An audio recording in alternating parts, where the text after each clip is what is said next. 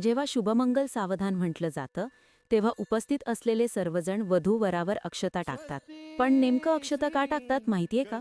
ते ठरवलेल्या शुभमुहूर्तावर, जेव्हा ग्रह आणि नक्षत्र एक अनुकूल आणि लाभदायक परिस्थितीत असतात आणि पवित्र मंगलाष्टकेचा श्लोक सुरू असताना, भरभराटीचा आणि समृद्धीचं प्रतीक मानला जाणारा तांदूळ अक्षताच्या रूपात त्या क्षणी आशीर्वादाच्या स्वरूपात वधू-वराच्या अंगावर टाकला जातो.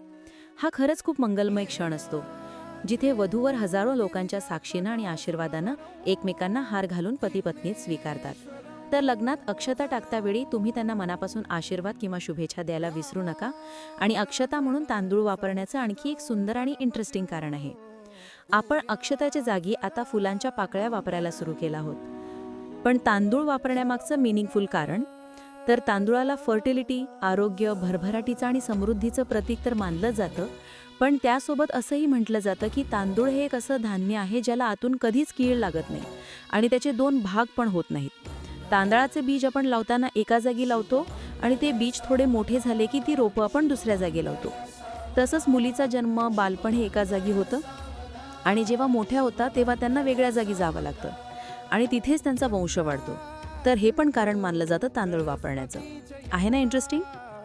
असेच इंटरेस्टिंग फॅक्ट जाणून घेण्यासाठी लाईक करा, सबस्क्राईब करा आणि शेअर करा. थँक्यू.